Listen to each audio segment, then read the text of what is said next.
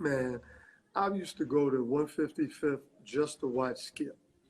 Mm. Just to watch Skip. Like, I heard about this kid, Mike Dean, my guy from Queens, his family. Yes. You know Mike? I heard about him. So Mike used to always tell me, you got to come watch this kid, man. This kid from Queens, da, da, da.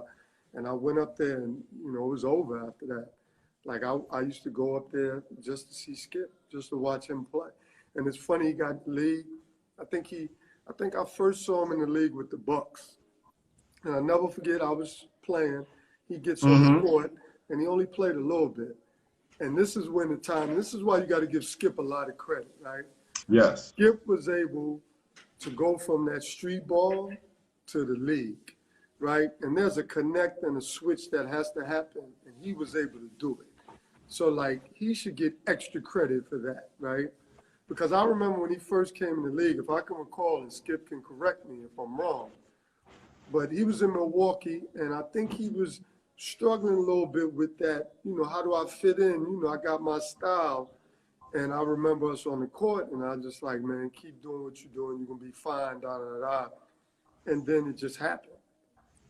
But there's a connect, and, you know, because you can get in the league, and you can say people are, like, not giving you a chance. It's all their fault.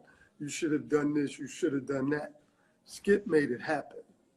So Yes. that there was no, you couldn't even put that in the equation. So Skip gave him no choice but to give him an opportunity. Skip did it the hard way.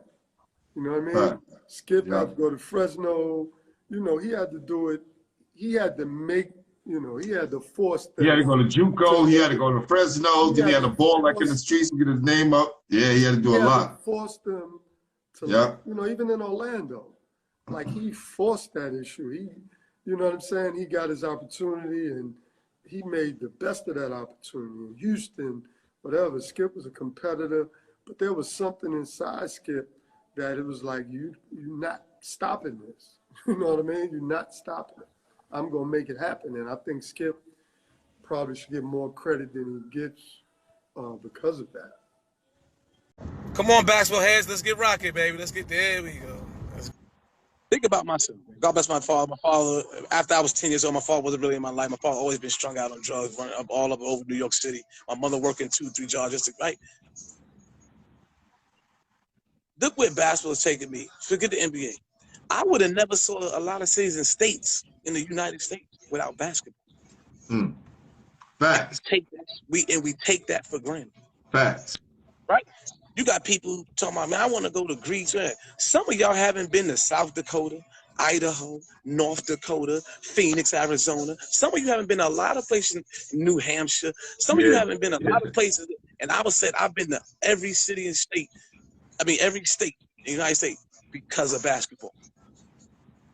I was able to go to college because of basketball. I've got friends all over this world, United States, every state. I got a friend there. If I go there, if I go to any city and state, I could call one of them and let them know, y'all, I'm pulling up, I land, and somebody's there because I met them through my basketball travel. So my thing to these kids is, you might not make it to the NBA, but it can get you a free education. It can save your life. Basketball saved my life. I grew up, you know, 85 to 89. And that was when high school basketball, summer basketball, it was huge in New York City. So I caught it at the right time. Yeah, because right after the Pearl phenomenon that was going on, New York City kept going on, and then you popped up on the scene, right? Yeah. You was one of those guys that kind of changed the culture. Pearl was, right? He did it as well. Hip-hop was at its infancy, and people was making moves, and a lot of things happening in the streets, and you was a part of that culture, brother, and helped change it. So that's, you know, that's definitely salute. I've always, you know, I played in the NBA, played in college, but my high school career and playing in New York City made me who I am today. Without it, I don't know if I would have made it. I really don't, you know, and I really appreciate all the New Yorkers that played against me, and it just was great. And it's great to hearing, you know, from you guys now. We could talk about it, you know, talk about how we was raised and how we was brought up in life in basketball. It was great, man. I love it, man. Where I played in Queens is by Queens Center Mall. Okay. In Left Rack City, Lost Battalion Hall, and that's, Yeah. you know, I used to watch Kenny get trained over there. You know, I mean, that's what I loved. That's how I got my handles, just from watching Kenny, actually. You know, Kenny would have trainers, he'd have a ball in each hand. I don't think I could afford to have only one ball. I don't even know if I had a basketball, you know. And So, hold on. Before you start, Laura, that's so important, right? Because I was just talking to my guy about this. You gotta work them. No, the fact that a lot of us ballers didn't own a fucking basketball. Oh, I know. Yeah. I never brought one to the court. And let me tell you now, there's like 6 of them in my garage, because we will always have a ball in my house. It may be That's right. but we're gonna have a ball. But yeah, I mean, we couldn't. And then my parents didn't really want me taking one to Hoffman Park, because when my brother was growing up, he got robbed at knife point for his basketball.